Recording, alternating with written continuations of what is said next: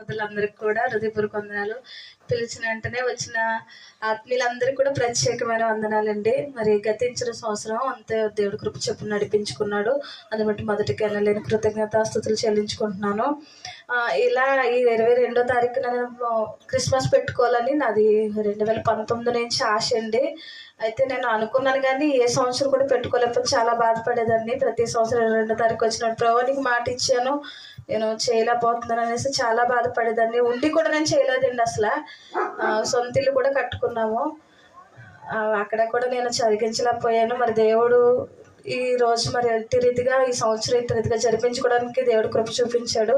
అదంతా కూడా నా సేవకుల ప్రార్థన నేను అనుకుంటున్నా. కుటుంబం కోసం సేవకులు చేస్తున్న ప్రార్థన దేవుడు ఈ రీతిగా మేము పెట్టుకోవడానికి దేవుడు కృప చూపించాడు. అయితే పెట్టుకునే స్థితి కూడా కాదు, దేవుడు ఎంతగానో ద్వారాలు తెరిచి మరి మమ్మల్ని ఇట్టి రీతిగా నిలబెట్టాడు. ఆయనకి ఎనలేని కృతజ్ఞతలు చెల్లించుకుంటున్నానండి.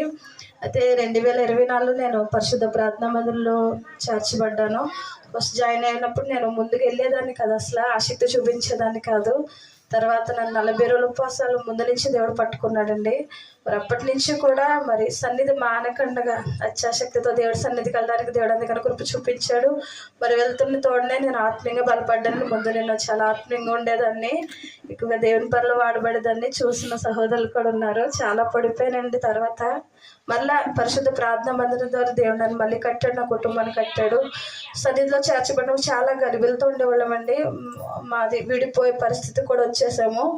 ఆ పరిస్థితిలోంచి సేవకులు ధైర్యపరిచి మమ్మల్ని మరలా ఆత్మీయంగా కడుతూ మమ్మల్ని సరిచేసి మరి ఇటు రీతిగా నిలబెట్టారు. అందుని బట్టి నా ఆత్మీయ తల్లిదండ్రులు కూడా హృదయపూర్వక వందనాలు. ఇలా కూడా మరి ఇంత రీతిగా మరి జరుగుతుందని అసలు అనుకోలేదండి. నిన్నటి వరకు అనుకోలేదు అసలు ఇటు రీతిగా జరుగుతుందని. మరి దేవుడే ఇటు రీతిగా జరగడం దేవుడు కృప చూపించాడు. అందుని బట్టి దేవునికి అన్ని కృతజ్ఞతాస్తుతులు చెల్లించుకుంటున్నాను. అలాగే మనం ఇప్పుడు అక్టోబర్ నెల నక్షత్ర పుట్టినరోజు కలుసుకున్నాము. మరి అప్పటి నుంచి మాకు జాబ్ నిమిత్తం ఈ పని నిమిత్తం మాకు కొంచెం ఇబ్బందిగా ఉండేదండి. ఇందులోనే స్థిరంగా ఉండేది కాదు అసలు అని.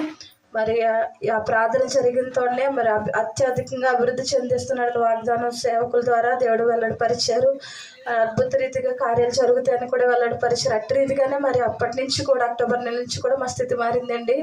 చక్కటి జాబ్ దేవుడు అనుగ్రహించాడు. మరి కుటుంబ పరిస్థితులు కూడా చక్కపరిచాడు. పిల్లల విషయంలో కూడా దేవుడు అద్భుతం చేశాడండి. అందుని బట్టి దేవుడికి ఎంతగానో రుణపడి ఉంటాను. ప్రతిగా మరి పరిశుద్ధ ప్రార్థన మందిలో కట్టిన దేవాది దేవుడికి లేని కృతజ్ఞతాస్తుతులు చెల్లించుకుంటూ మరి ఇంకును దేవుని ఆత్మీయంగా బలపడాలని మా కుటుంబం అంతా కూడా దేవుడు ఇంకును స్థిరపడాలని మీ అందరి ప్రార్థనలో జ్ఞాపకం చేసుకోవాల్సిన సాక్షి దేవుడు దీవించింది.